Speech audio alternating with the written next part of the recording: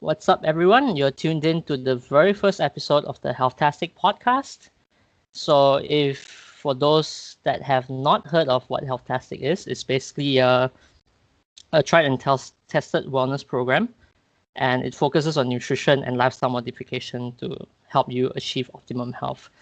That sounds kind of vague. So, basically, what this is actually a weight loss program, but we don't like to call it a diet or a program because it's more of how we can help you develop new healthy habits to achieve weight loss that's sustainable. And basically, you'll be able to keep that new weight that you're happy with. So, Healthtastic is not really new. So, some of you may have heard of it being known as Health Point before. So, it's basically just rebranded for this region of the market. So, basically, that's all you need to know about the program. I'm your host. I'm Dennis, and basically I am the social media manager of Healthtastic.official on Instagram. If you do follow us, okay. So first of all, before we get into this further, I want to take this opportunity to actually give some recognition and thanks to our health coach, Madam Sawana. Basically, she has helped us along the way in our weight loss progress. So she is well known as someone who's like she's helped a lot of people lose weight, and we really want to thank her in terms of how she has supported us in this program. All right, so my name is Dennis, and for me personally, I am a student of the program as well. I started this journey. I would like to say actually my weight loss started in early July 2018. And thus far, I've been able to lose officially today about 10 kilos in weight and also about 9% in body fat. But there's something very interesting as well because I've successfully lost this weight before, but this was back in, I believe it was 2011, a long time ago. But the weight kind of came back. So, but we'll go into that further actually later on. I'm sure a lot of you can relate. Yeah. So, we'll go into my weight loss in deeper detail later and more about what this program is. So what we want to do in this podcast basically is just to we will have different guests every week, people who specialize in different things like nutrition, in fitness, and maybe even mental health, which is a big topic nowadays. So without further ado, I will introduce my guest host and essentially also the first guest of this episode, which is Sepo, who is also my brother. And he has also lost about 10 kilos in this process. We started about the same time in July, so basically the second half of last year. So we've worked on we've worked on ourselves for about the second half of last year, and I think honestly we feel the weight loss has been okay. I mean, 10 kilos, I think a lot of people dream of that, losing that. But you'll hear about our progress more actually, and what we've been doing, how the Healthtastic program has helped us, and how we've really discovered nutrition actually along the way. So without further ado, so here's Sepo. So just a couple of questions that I want to ask him. Like, so total weight loss, am I correct? 10 kilos? Hey, Dennis. Yeah. So thanks for the intro. Excited to get this podcast kicked off. Yeah, that is correct. It's about 10 kilos to date, and then like what you said earlier, we started about July. My total body fat loss now is about ranging between 10 to 12, something along those lines. Okay. Before we move forward, just we're joined in this podcast remotely. So if you hear any like distortion or anything, apologies for that. So yeah. So give us a bit of a background, like what do you do in terms of your occupation, and how has that, like, are you, because a lot of people say they're busy to lose weight, but like tell us what you do on a daily basis, and like how did you come to this program, and what was it like, the process in terms of losing weight? Well, just I'll summarize it basically. So last time, what you mentioned before, we've done this program a while back in I don't know, like a couple of years ago, like maybe 7-ish years ago, I think, like 2011, something like that. Yeah, but I managed to cut about that amount as well, about 10 plus kilos, which is a lot. I mean, people have been noticing. they, they always see me, it's like, wow, every time I see you, you're losing weight. I said, like, yeah, it's a good thing, right? Or some people say you're getting smaller, which I thought was a bit funny. Okay, but I guess I think they meant it in a good way. So um, now it's slightly different because we experimented on a couple of things ourselves. We really looked into the science of the nutrition and things like that. So going back to your question on how I feel now or what I do, okay, let's just go back to that first. So I work in Shell as an engineer. So basically an office job, right? So 8 to 5 job, right? So a lot of people say that they're busy, but everybody's got time to eat, right? So what I think is what I think people are missing, right, is the correct information on what to eat and basically adopting a healthy lifestyle. You know, so for me, how it really helped me was you get a lot of mental clarity after you lose that weight. You just don't feel that sluggish most of the time. You know, you get that mental clarity. You can think properly. You can think on your feet. You know, things like that. And then after that, it also given a lot of stamina for me to like work out, because last time when I worked out is like when I first started in July, when I started attempting to jog or to run in July, I can't even do 1 kilometers. Right now I do probably I just did 5. No, hang on. I do 5 on the normal basis. I think 3 to 5 on the normal basis on a daily basis, and then just now I did 7, and I can even do 10 right now. So I've done like 10 twice, 10 kilometers twice. So my goal is at least to run a half marathon this year, maybe a full marathon towards the end of the year. I'm not there yet, but I mean, from not being able to run even 1 kilometer back in July to being able by the end of the year, 6 months down the line, to be able to run 10 kilometers without stopping, I would say that's a pretty big improvement. That's very interesting. Going back to what you mentioned just now, because you talked a bit about nutrition, and I think that's what I left out in the beginning, is that this program, Healthtastic, is, I would say, what do you think, 85% nutrition? Yeah, I would say a lot of people have the wrong idea nowadays is they normally go about it the wrong way to lose weight. They're counting calories, and I'm not saying that that's not a good way to do it, but it's not the best way to do it. So you might be thinking, oh, okay, I'm gonna eat like a bunch of rice and then for lunch, and then after, oh, I'm just gonna run it off later. That's not quite how that works actually. But we'll get into that, I think, later on, or even in future podcasts, because that is a whole different topic on its own.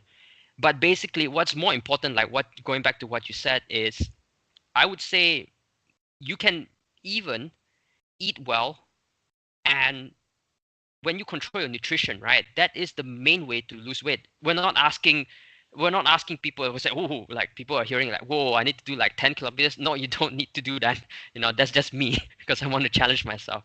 That is not a requirement for the weight loss actually. So most of the weight loss comes from what you put in your body actually. Yeah. Right. It's the type of Very true. calories and the quality of your food, and understanding that, and which I think me and you have done a lot of research in the past, probably 2 months or 3 months into this, and really understanding, getting down to the details and the science behind it. And once we understood the science behind it, we got a lot more interested, and we understood, we tried different things on ourselves. If it doesn't work, doesn't matter, right? So we want to help people better, so we need to at least look at what's the latest out there, what's the science behind it, and things like that, so we can serve people better. Yeah, completely agree. I think we mentioned before as well that we were on this program almost like 8 years ago or 9 years ago, and the problem is usually it's always the program is reliable and it's super efficient in terms of losing weight in a very short amount of time, but sometimes this is what a lot of people struggle with in terms of losing weight. It's easy to lose the weight. Anyone can lose the weight. All you need to do is just to restrict your calories and do a bit of exercise. That's just the science of it, in and out. Exactly. So But when you take so the science behind weight loss is don't take as much as don't take in as much as you output, basically, right? So yeah, exactly. is then the question now is it sustainable, right? Is the sustainability of it? You don't want it to be a diet, because a lot of people, they do it as a diet because they are, in a way, it's a diet is like a short-term thing that you do for a period of time, right? And once you lose your weight, right, what we notice, right, is like people go back to the way that we were eat to the way that they used to eat. We kind of did that as well. I mean, we kind of kept a little bit of the healthy habits, but we some for a large part of it went back to kind of the way that we ate before. And then it's no surprise that the weight's going to come back. Actually, it's not like, oh, I lost the weight, my metabolism has increased, now I can eat whatever I want and I won't get fat. No, that's not how it works, right? So Yeah, we it's used to think that's how it works. exactly right, which is funny now that we have more information. And it's like, why did we think like that? That's a bit crazy. That doesn't make sense. Yeah. So it's more of what you've been saying. It's more of going, actually changing your lifestyle. Actually, that's the only way to stay fit and to keep the weight off. But then again, most people are going on, I mean, let's say like the no SOS diet. It's like, you can't possibly maintain that, man. Like for people that don't know, like the no SOS diet, I'm not trying to beat on any diets or things like that. I'm just saying that it's not sustainable. Find me somebody who can sustain it for until they die. No way. Like no salt and no sugar, no oils and no salt, right? I do agree with no sugar, but no oil and salt? That's crazy. You can't do it. Right? You can Yeah. probably have the willpower to do it, maybe for a year, maybe for half a year, but you're not gonna do it forever. That's I seriously doubt it. Find me somebody who can do that. But I do agree on the no sugar part. That at least I can agree on that. I think I'm constantly being brought back to the topic of nutrition. And sometimes when we speak about nutrition, then I think people have this preconceived notion that it is restrictive. Basically, I can't have my rice, I can't have my bread. But you and me, we've been experimenting, right? I think a lot of people, maybe if they follow us on Instagram, and Yeah. some of the things we're eating now is absolutely ridiculous. But we'll talk about food, in a further in a podcast in the future. Yeah, that's a Um, whole topic on its own, man. yeah, yeah, exactly. So it's So all it's all about, yes, losing the weight. It can be short term to lose the weight. You can lose a lot of weight quickly in a short amount of time, right? But the question comes back to, how do you maintain it? You maybe you punish yourself. You kind of, not to say starve yourself, but you sort of like what you said before, is restrictive, right? You don't eat rice, don't take sugar, blah blah blah. All that stuff for like maybe, I don't know, like maybe 3 months or something like that, until you lose the weight, right? And then after that, what happens after that? That's the problem, I think. The lifestyle adjustment is the big problem after that. yeah, So I think what we've discovered is we have a couple of ways, like what you were talking about. Like, for people that don't follow healthtastic.official, right? I recommend giving a follow, right? And then look at the hashtag healthtastic meals, I think. So then you can see what we're really eating. So in a way, when it makes a lifestyle sustainable, right, is something that satiates you. satiates means you're satisfied after you eat it. You don't feel like, oh, I want to have this. Oh, I want to have like a burger or whatever, something that you're not supposed to eat, because you can replace it with something healthier, but also at the same time will satisfy your cravings.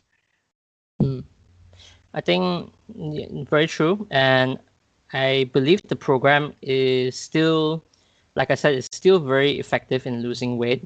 The program is still there. The backbone is still there. We're still following a lot of the things that, if this makes any sense to people who have done the program, like HealthPoint or Healthtastic, if you've done the program, the backbone of the program is still really excellent, because essentially, just to give you an idea what we do, right? Essentially, it's just restricting carbohydrates, restricting your sugar intake, because those are the main culprits actually.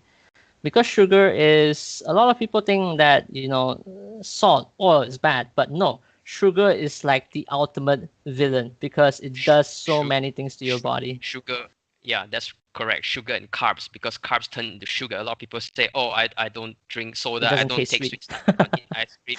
Yeah, it doesn't taste sweet, right? But then yet you see them eating like a ton of rice. What do you think happens to the rice? It converts into sugar in your body. It's the same thing, Mm, just in a different package. mm. And now the trend is bubble milk tea, right? And this viral post that's being shared around of Channel News Asia's post, basically like saying that a cup of 100% sugar bubble milk tea is 106 grams of sugar. I believe that equates to about 30 teaspoons of sugar. That's Because an I don't insane amount of think sugar, man. you would be crazy enough to feed your child or yourself 30 teaspoons of sugar. So I don't know why people are drinking it, you know. So it's just, I think, going back to the topic of sugar, it's not that we don't want to portray ourselves as someone who is like, oh, we're beyond those people, we don't need sugar. It's just that sugar is very funny, because I'm sure a lot of people who people are aware of this, that sugar is very addictive, and like I said before, it's the main culprit. And sometimes it's just the physiological things that's happening to your body is because that it's pertaining to hormones. And if you're eating sugar, I'm sure you've heard of this, people who have diabetes, it's just that they have insulin resistance.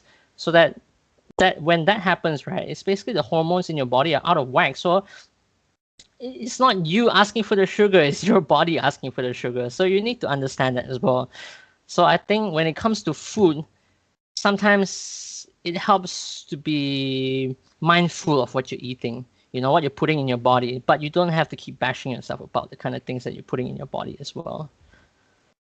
Yeah, I completely agree with what you said. So sometimes it's not, on the one hand, it's not really their fault, because it's just the mind and the body craving for it.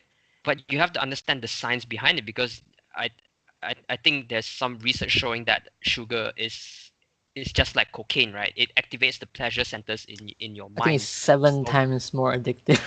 wow. Yeah, whatever, 5, 7. That, yeah, it's a lot more addictive. Not that I've tried cocaine before. I don't know how addictive that stuff is, but apparently it's hard drugs, right? So okay, let's just take the researcher's word on it. So basically, it affects your mind. It's like, it's probably not psychoactive, but it just messes with your brain, right? So it makes you crave more. It's like, I looked at some things. They mentioned that it's like uh your body sort of develops a tolerance to it, if that makes any sense. Meaning you need more sugar to satisfy that craving. You know, you know what I mean? It kind of sounds like, now that It's we're like talking about resistance. like, It's like resistance, yeah, basically, we're talking right? about So like in terms of you need like, more to achieve that high, if that makes sense. yeah, like when people who, let's say, they're susceptible to infections, when they get pumped full of antibiotics, they they're gonna need more and more of it over time. You So need it's, stronger antibiotics over yeah, time. So this is the same effect with sugar. A lot of people, so, I mean, it's, at the one hand, it's not their fault, but you have to be mindful that it is very harmful. And mm, sometimes you give in to the craving, because yep, human mind is like that. But once you start sort of dialing it back, putting less sugar, I wouldn't recommend cutting out cold turkey, that's a bit insane. Most people can't do it. They're probably like, okay, I'm not gonna have it for like a day or two, and then after that they probably go back and then like binge on it or something like that. I mean, just be mindful of it and then wean it off, and then see the effects it has on your body. You will start to think better. It starts to get more clear. Your Mm, cravings might start to go away. Just be mindful of it, So just think, hey, you know what? Is it really me wanting sugar? you know Knowing that it's bad is half the battle, right? If you don't know that I it's bad, agree. then maybe it's not your fault, right? But if you know that it's bad and then after that you still go and do it, okay, maybe that's still not your fault. But then after that you have to be mindful. It's like, hey, it's my mind telling me, it's not me wanting it, so I Mm, think that's something that we've dived into as well, like about awareness, self-awareness, and then mindfulness and things like that. Yeah, okay, start to get a little bit more deep, but it started to go into like mental health now. But it's all connected. yeah. I think yeah, you've definitely made a very good point here, and also going back to sugar, because sometimes we've told people like what we do. Basically, what we do is a low carb diet, and a lot of people they tell us that I can't give up my rice, but I just basically want to talk about this for a moment. Basically, the science behind not being able to give up carbs, or basically why is carbs even in the food group, like the major food groups. In fact, if you go online and look up the food pyramid, the largest, or at the bottom, the largest part of it is actually like carbs, like grains, noodles, rice, and all that stuff. So we've done a lot of research, and like right now, right, it doesn't make sense to us why it's part of the food group, because you've heard of essential amino acids, basically, which is protein, essential fatty acids, which is like omega 3, 6, and 9. And then after that, I've never heard of essential carbohydrates. Have you? No, man, that's completely true because protein, fats, and carbohydrates, right, are the three main groups. So like what you said, there's essential amino acid because the reason why they're just to add on to what you're saying. So the reason why they are called essential, right? Essential amino acids and essential fatty acids, right? Is because your body can't produce it. You have to source it from your diet. So that's what the essential means. So there's no such thing as essential carbohydrates. You don't need it because your Mm-hmm. body can make glucose. Your body can make carbohydrates. No, your body can't make carbohydrates, but your body can generate the same effect as when you're ingesting carbohydrate. It turns into sugar, so your body can make sugar in your body. Mm-hmm. Yeah. So like I think it might shock most people to know that actually the amount of sugar circulating in our bloodstream is actually only 1 teaspoon. But what people are ingesting now is upwards of, I don't know, 10 teaspoons a day. And if you're looking at the recommended daily intake of sugar, which I feel is not fair, is not, I don't think you need that much sugar, which is actually 5 teaspoons of sugar, which is about 25 grams of sugar. So I think even that, this recommended daily intake, I don't know who came up with that. You don't need that much sugar. And I think knowing this, right, will help you start to wean off sugar, and also knowing the negative effects of sugar, because sugar is highly inflammatory. If you look at all the diseases out there, like joint pain, aches, headaches, those are all inflammatory. Or when you have a flu, or when you have a cold, those are all inflammatory. Can you imagine what will happen to your life if you were to just simply eliminate sugar from your diet? I mean, you just got to try it on your own. And one of the ways is to get on the Healthtastic program. And now that I want to, since we're talking about this, right, a lot of people must be wondering, or people that don't know Dennis and Sepo, and they might be wondering, it's like, how are these guys experts talking about this? So, like, I'm not going to argue with you. We're not experts. It's just that we've done a ton of research on nutrition, and we've had so much communication with like our health coach, Madam Sawana, like I mentioned before. She's supported us through this journey for for so long. And even back when we started in 2011, she's already been there and coaching us along the way. And we've had this discussion with her as well. And there's so much improvement to the program now, actually. And we're still chiseling away at it. We're still figuring things out.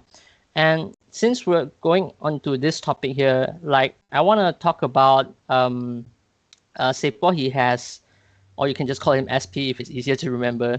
So he basically when he grew up with chronic eczema actually, and this is a topic which is like very big. A lot of kids born now, I hear so much about eczema actually. I think back in 80s or 90s, it was the prevalence of eczema is very small. And but right now you hear about kids having eczema is like 1 in 5 or even 1 in 3. It's a bit scary actually. Yeah. And eczema is also, guess what, inflammatory, right?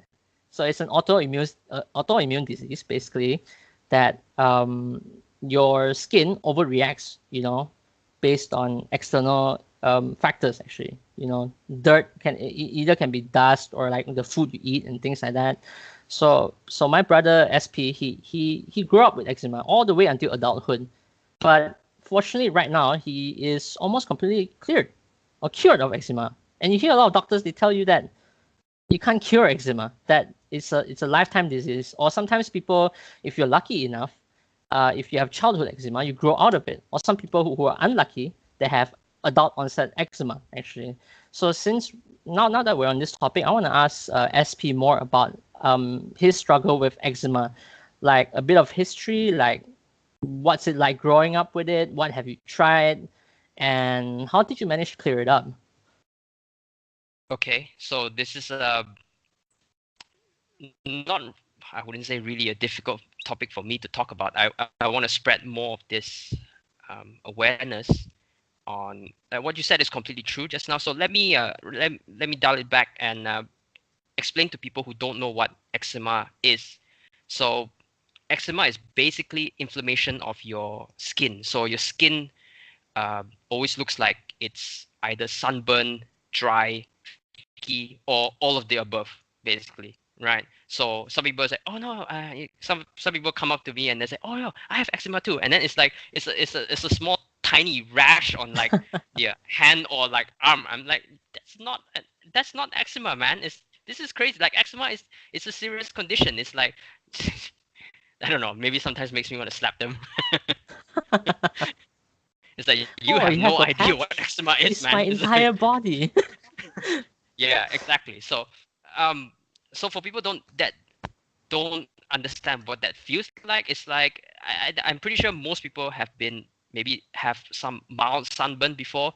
So it's kind of like that on your whole body, 10 times worse. So that's the severity of the disease, and then you get very sensitive to like what Dennis said just now, like environmental factors like dust, too cold, too hot, you know, it, and then the littlest the smallest things would cause it to flare up, and then like it will itch like crazy, man. And then after that, it starts to get inflamed, and then you start to scratch it, and then it will start to bleed and things like that. It's just it's a nasty disease, man. It's so I had it since I was a kid. And then when you go to the doctors, like what Dennis says just now, they will tell you that there is no cure for it. You just have to maintain it, and if you're lucky, it goes away. You have it as a kid, and after that, once you grow, you some people grow out of it. Some people are lucky enough to grow out of it. I didn't, so I had it until I was in my teens and then into adulthood. Only recently it did it. We found something that sort of cleared it away. So a lot of things, what the doctor says, it's not curable, right? It is just it's BS actually. There is a cure. There is a cure for it, and then the reason why we didn't find it earlier, or I didn't find it earlier, right, is we're looking for answers in the wrong places, because we're always searching for that magic cream. Or you hear people say, "Oh, try this cream, it's like it's really good, it worked for me." It's like, my god, I can't tell you how many creams I've tried over my life, man. But that's not the problem actually, because you know why? Because the inflammatory skin, right, is a symptom. The doctors don't know what is the root cause of eczema because they are treating the symptoms. Does that sound familiar? Most pharmaceuticals are like that, right? Because it's like, let's take diabetes for example, right? The high, why are people diabetic? Because they have high blood sugar, right? So the high blood sugar, right, is a symptom. It is not the root cause. What causes the high blood sugar? They don't understand that. That's another topic we'll talk about in another day. So that's a big topic. So what I'm trying to say is they don't look at what is the root cause of the disease. They treat the symptoms, which is it will never go away. That's why they said they can't prescribe something to cure you, because if they do that, you'll be cured and then they'll have no business, right? That's how the pharmaceutical industry works. But I digress, so let's go back to to the eczema. So actually, why eczema is very okay. Let me talk about let me roll it back again. So basically, they what happens in eczema, right? The the standard SOP for how doctors like treat eczema patients, right? No matter if you go to specialist doctors and things like that, right? They will give you steroid creams, basically, right? So all the cortisol, blah blah blah, like Vet and whatever, like those creams, actually the main drug that makes it works is basically they have steroids in it. So how that works, right, is the first time you use it, right? When I was a kid, um, we saw a specialist in like Thailand or something like that. That cream was like, damn, we thought that was a miracle, man. You put it on your skin, it's like, whoo, it went away, man. But little did we know, there were side effects to that actually. The reason why it cleared away so quickly, right, is because the drugs in there actually seep into the drugs into the bloodstream, and then it has severe side effects later on. So like what we're talking about sugar, right, in the beginning, right? So the steroid medication, the cream, is highly addictive in a way that's kind of like sugar actually. What I mean is you don't like it, not quite the same way, but you become very dependent on it. That's what I mean by Mm. addictive, because Because once it gets better, right? ex- Temporarily. ex- exactly. So you have that temporary relief. You feel that itch coming on, and then that crazy ass rash, and then so you just reach for that cream, and then you start putting that on, and then little did you know that it's actually very very damaging, because Mm. the more you put on it, right, it's like antibiotics. You need stronger doses, and that's what happened to me actually. So the using it over the years, right? Since I mean, you can imagine since I was I don't know, like started using the cream maybe like 3, 5. I mean, as a kid, so into adulthood, right? You can imagine how the strength needs to be increased, right? And at one stage, I was even taking pills. And for some people who have even more serious eczema, they will actually need steroid injections. Well, thankfully, Mm. I it didn't get to that level for me. So I went as far as taking pills, right? So even that, it started to not work. So basically, you maxed out on the dosage on the steroids already. They can't give you any stronger ones already, or else it will have like really nasty side effects already. So the side. So when that happens, right, you're kind of in a bad place because the creams no longer work, no matter how much you put on it, right? And then you start to develop like side effects, right? So what happened to me a couple of years back, right, was it actually affected my eyes. So I started to develop eyes, starting to develop cataracts in my eyes. So basically, an opaque layer is forming behind my lens. So it always looks like, if you have glasses and then when you come out of an aircon room into a hot area, it fogs up. So it kind of looks like that. So in the beginning, it was like a little bit of a small dot. You can't really see it. Then after that, it started to get worse and worse until the point where it's like, okay, the doctor pronounced me like, dude, you're legally blind. What are you doing still driving around and things like that, right? So I hesitated on going on the cataract surgery because, man, it's scary. I mean, like they'll slice open your eye and then you know replace your lens with like an artificial one. So I tried to put it off as much as possible, as long as possible. But it got to a point where it's like I can't function anymore. So it's like, okay, I guess I have no choice but to get the surgery done. So right now, both my eyes have been operated on, and then I have uh, how to say, permanent, Artificial. yeah, artificial plastic Yeah. lenses in my eye. I mean, I can see fine right now, but I have lost the ability to focus. So my you well, your eyes can no longer autofocus, or Not my eyes can no mentally longer. focused. You can still mentally focus. I can still mentally focus, but my eyes can no longer autofocus, basically, Yeah. right?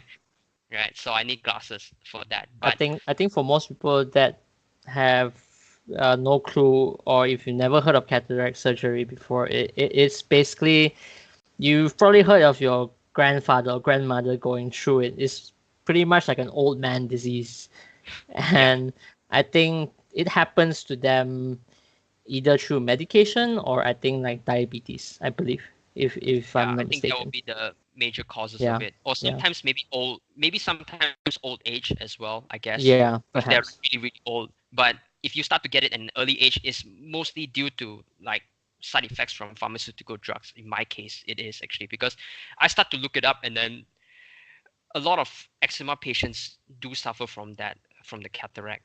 So okay, so what happened after that, right, was I went off the steroids, and then whoo, that was nasty.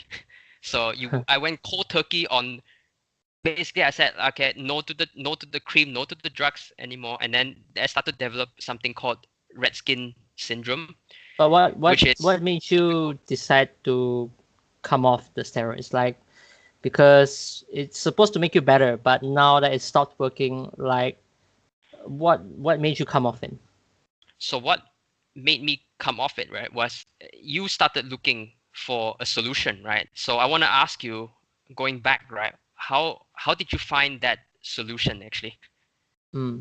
I think because, yeah, I if I sort of go back, I kind of remember, um like, I remember seeing the struggle that you were going through, like the entire like, no matter what you do, like people keep giving you stupid ass creams, forgive the language, but and you even did, like, I remember, herbal baths and things like that, but none of Um, it seemed. everything you can think of, I've tried. It's not like for Yeah, the lack of trying, man. exactly. So I started looking up. I really can't remember what I looked up, but basically I stumbled across a book called The Eczema Diet. How many years ago was this? I can't remember, man. Maybe 5 Ye- years ago, something like that. yeah, Something. maybe. But So, basically, I was so rummaging through the internet.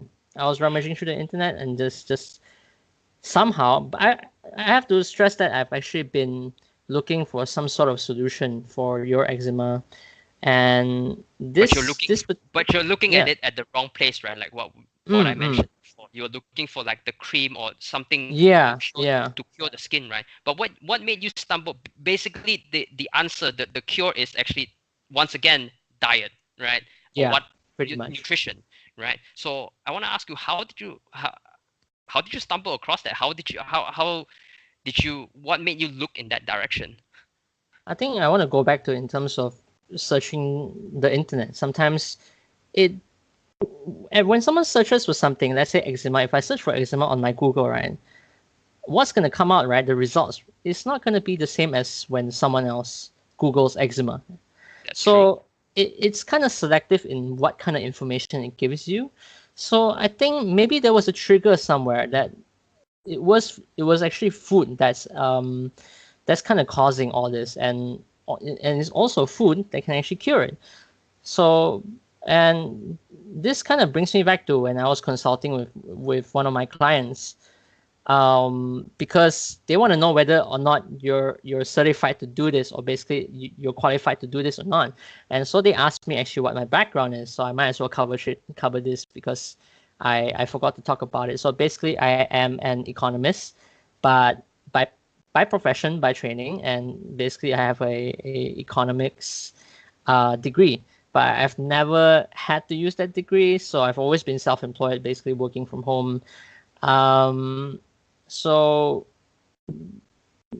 I'm, I think coming up across that book, right, it kind of reminded me what the client asked me. The client asked me, like, what is your background? So I say that I'm an economist by training, but basically how I became so obsessive or so obsessed with like nutrition and food and wellness was because it brought me back to that when we found that book, Eczema Diet.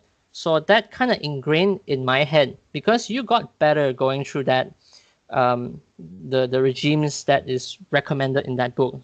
So you didn't do any of those. You stopped those creams basically, and then after that you went on the eczema diet. If anyone who's interested, you can go look up this book on the internet. Now that I've mentioned the complete name, it should come out in your search. You know, so when you got better, that reprogrammed my mind to think that I used to believe in pharmaceuticals as well. I used to believe in modern medicine, but going through that, you getting better through trying the eczema diet, sort of changed the way we think about wellness, about health, and that, like you mentioned just now, that the modern medicine basically just treats the symptoms. They don't fix you. They just, I mean, how are they gonna make money off you if you get cured, right? Exactly. Yeah. So basically going back to what Dennis is saying, right? So I was just wanting to dig through his mind on how did he find that book, because that was, if you want, like the holy bible of how to cure eczema Mm. permanently, you know. So basically, how I fixed my eczema was through following the regimes in that book, right? So it in that book it told it, the author wrote about what causes what causes eczema, the science behind it, and also outlines what you should eat, what you shouldn't eat, what certain foods has chemical inside that causes itching and things like that. So you just avoid those foods, and then avoided again sugar and mainly unhealthy carbs, things like that. So Mm. that's how I got better. But before that, once I went off the cream, right, I went into something called TSW, I, which means a topical steroid withdrawal. So I was Mm. basically, once you get off a drug called Turkey, right? Again, not that I know what going off a drug, hard drugs feels like, but you can see on the movies and things like that, they go into like cold sweats and things like that. So basically, it was kind of like that for me, in a sense where not the cold sweats part, but the skin starting to get like angry, man, like red skin syndrome. That's what they Passing call it. as It's well, like, right? yeah, until the And you point get where, fevers as well. yes, from the constant infections, because the wounds will not heal, and then after that, at one point my leg got swollen. I thought I broke the leg because I can't even walk. So it turns out that it Mm. was just swelled up like a freaking balloon, which is crazy. So that happened. The thought had crossed my mind to go back to the cream, but I quickly erased it because I know that that's not the cure. So it just takes time most of the time I remember go you through went it. to the doctor talking about the when you had that swelling on your leg. Guess Uh-huh. what they prescribed you? Yeah, more steroids, right? What More the hell? And more steroids. antibiotics or some crap like that. That's crazy. Yeah, Well, yeah, maybe not the wrong, maybe not the wrong route for them to go, but that's all they know, right? You know. yeah. So That's not and after bashing on that, them as well. That's all they know. Yeah. yeah. So going back to the client who asked you about um who asked you about what your profession is, right? Basically, they just want to know if you're legit, right? Mm. So in a way, I can challenge back in a way where it doesn't mean, let's say, okay, how did I get better in my eczema? Did I listen to some specialist? No, I listened to you, man. I found my own answer. It doesn't mean that someone who is a trained doctor, right, has the right answers. You start to Mm. challenge the conventional, whatever they put out there.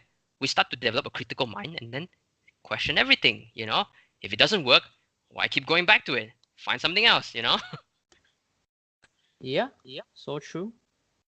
Yeah, so Um. I mean, after that, it started to get.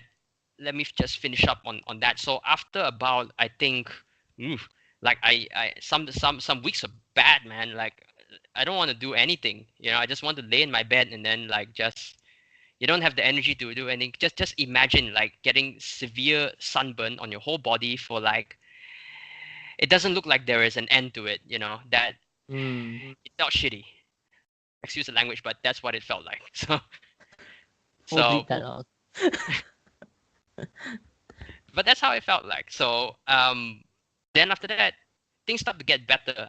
You just need time and a lot of faith that this is gonna work, right? So it did get better after about 6 months, which when I looked up on the internet, right, 6 months is a short time for this topical steroid withdrawal to go away actually. So right now my skin is almost completely healed. I only need to moisturize it. There's no flare-ups. There's still my skin is still a little bit dry, but it's manageable. I mean, it's no longer like obstructive, and I don't need to be as restrictive in my diet as before. So you can see that diet, or not really diet, but nutrition and food fixes almost everything. So all major diseases and all that can be fixed by food, believe it or not. It's just that, like what you said earlier, when we started on the topic of eczema, is a lot of kids now have it because I look at my colleagues' kids, right? Then they say, oh yeah, my kid has eczema as well. It's like almost everyone, if they have like about 3-4 kids, at least one of their kids would have it. Why is that? It's crazy. It's the food. It's the food, man. It's the food, the baby formula. It's just the quality's gone down the drain actually compared to our parents' time, Yeah. or grandparents' time. The food quality was much better, and there's too much processed food nowadays, too much sugar, too much snack foods and things like that. And this causes all of this actually. So you just need to be more aware of this. Yeah. So that's I agree. that's about eczema. Let's talk about you, man. Like, how has the weight loss really helped you? For a lot of people that don't know, like, maybe tell people that don't know you what conditions you have, and then how having a heavy body weight is really detrimental to your health. Let's just put it that way. Yeah, so for most people, if you hear my weight, right, you might probably think that I'm underweight because like today itself, I officially weighed in at 48 kilos, 48.0. So that's like 10.2 kilos down from when I started in early July. So basically, I have something called achondroplasia. So I like to use that word because it sounds so sophisticated, but basically, I'm a dwarf. So for people that are not sure what that is, it's basically I'm shorter in stature. So my height is only 124. And personally, I've gone through 3 different surgeries on my legs. I think one at 7 and one at maybe 15 or 16. I can't remember. Basically, I had uh, my bones sort of like, because when we're young, our bones are not fully developed. It's sort of like, especially for a dwarf, it will start to they call it bow-shaped legs. Basically, if you see a lot of very young dwarfs, they will have their legs start to protrude outwards from the knees. So if you were to imagine, it will look like a diamond shape. So my legs. So they had to fix it several times. They fixed it when I was 7, straightened it, and then after that it bent again. And then in my teens they had to fix it, and they said that would be final. They put some steel plates in there, and they put the steel plates in there. After that, I think 3 years down the line, they took it out. So fortunately, right now it's all fine. But the doctors have always advised me to try to keep the weight off. But when you think about it, as a dwarf, you're limited to what you can do in terms of exercise or intense exercise. I can't exactly go do CrossFit, yeah. So, um, so even when I was back in like primary school, like I was the guy that is excused from PE, physical education. So I always had one like 30 minutes of free time, at some point of the week. So that was pretty awesome, being excluded for those kind of things. But I would be the last person you would think actually that would be going into the field of fitness or wellness. And right now, um, in this program, it doesn't demand any intense exercise from you. It just recommends in Healthtastic 10,000 steps a day. So when we've been doing that in July all the way until now, basically just making sure that we hit a minimum of 10,000 steps every day. Now that sounds very daunting, but it is it's the minimum of what you can do actually, and in terms of exercise, right? So when you exercise, right, it helps increase your growth hormones. Basically, it helps you lose weight faster. It helps you build your muscles and things like that. So it's very light, and it's become routine of us. So we do. I think the streak is almost like at 200 days at this point. Yeah, something like 195 or something, which is pretty amazing. So this program has helped both of us to develop very very healthy habits. So even doing the steps. So like for me, I go out with my mom sometimes in the afternoon for these walks. So our mom is in on the program as well. She does these healthy habits as well, and then she is basically what we like to call the Healthtastic chef. So she does all these yummy foods that you see on my Instagram, right? So that's one of the things you can gain by being on this program when you join our team in this program. And I think that helps us in terms of sustainability as well, because people always talk about diet sustainability, and when you can create nice meal plans, right, then it helps you continue in your journey of weight loss. So going back to my case, losing 10 kilos is I don't know how. I wish everyone could experience that actually, being being what, for the lack of a better word, fat at first, and to be finally fit. And it's the mental clarity and how light you feel and how easily you can walk. It's just absolutely, there's no other words to describe it other than, you know what, you got to step into my shoes. You got to try it. And for me, I can't imagine myself doing this 10,000 steps every day before, because the last time when we lost a bunch of weight in the past, I think in 2011, I lost like about 7 to 8 kilos. But at that time, I didn't really develop these healthy habits. Like I didn't do that 10,000 steps every day. But this time around, I'm amazed at what I was capable of in terms of developing these habits. So all I'm saying is don't sell yourself short before trying it. And when I do these steps, it's not for anyone else other than myself, because I realized that if you're accountable to someone else, the motivation is external. But if you're accountable to yourself, you say that I'm going to do this and I will do it, not for anyone else but myself.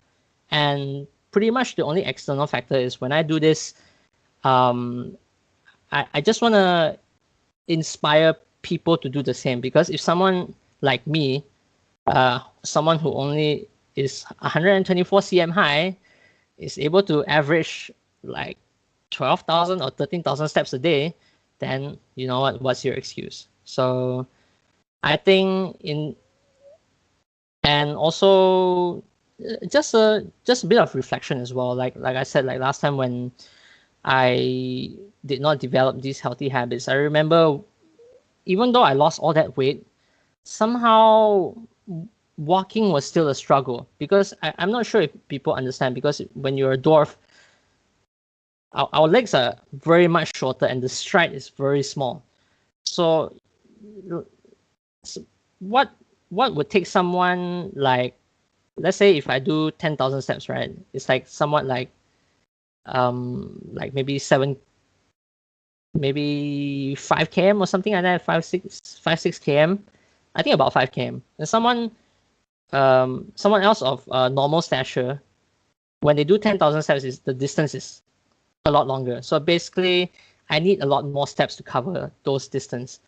And I think whenever I reach like the end of my first kilometer or second kilometer, the muscles will start to ache. So that was back then, but now it's gotten a lot better. Even especially when we're traveling, we love traveling, and especially when we travel, it's so much better now that I have the weight down, and then I have this habit of keeping the step count. You know what I mean? Yeah, I think I do notice that as well. That because we are frequent visitors of the Singapore Grand Prix, and then inside the circuit park, you have no choice but to walk in there. So tell us the experience this year compared to previous years for Mm. you.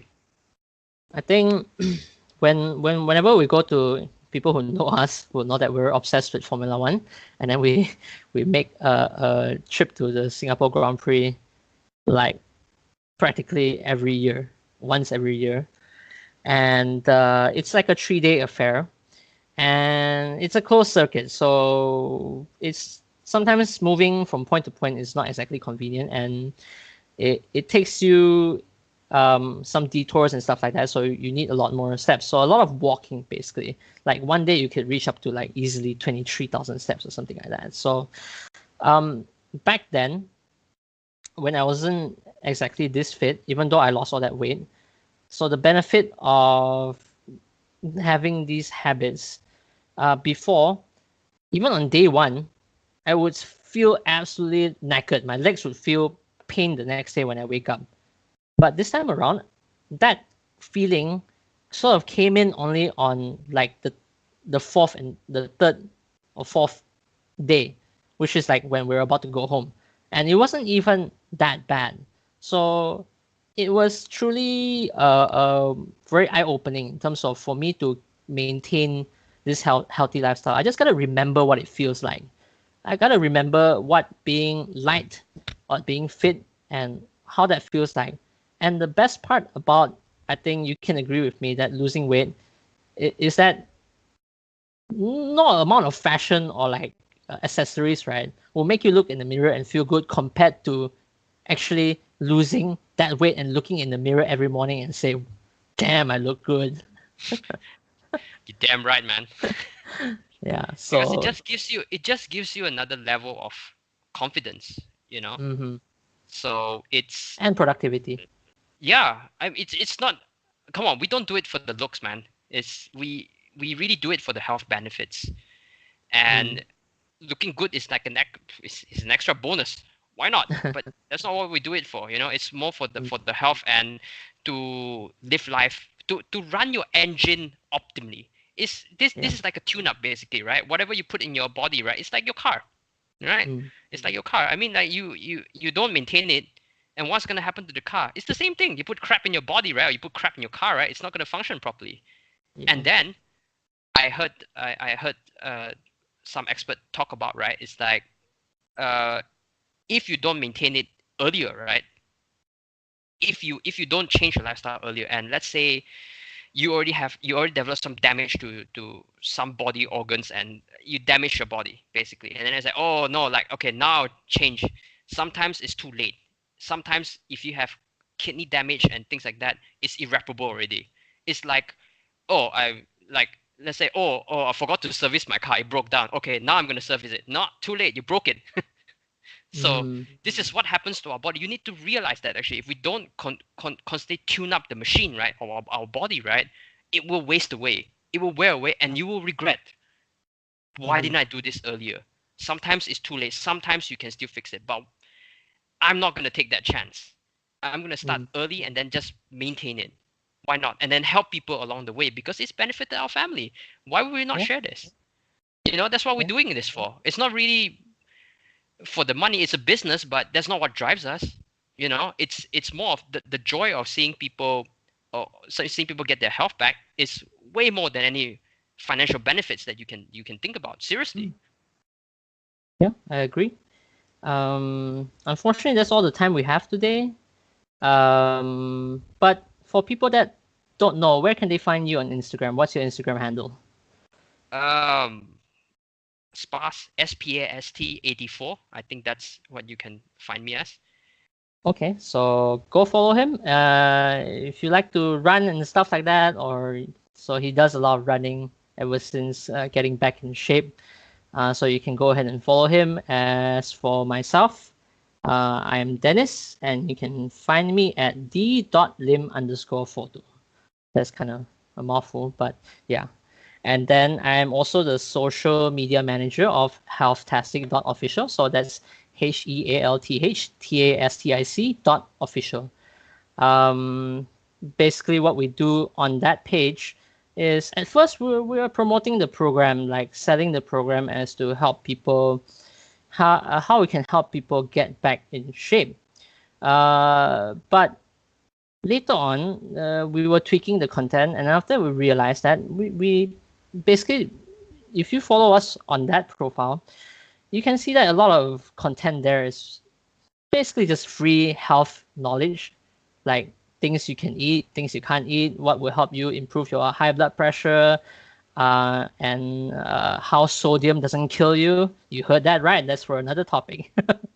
So go ahead and follow us. And because what I feel or how we feel when we change direction and share this free knowledge actually on the Healthtastic.official page is that we found out that some of our followers that we don't even know are telling other people about us, and they're telling, and they even come up to me and tell me that actually that you know what, keep posting this great content because it's helping me to eat with more awareness. Like I should eat, I should take care of how much sugar I take in, and that's really what keeps us going, really.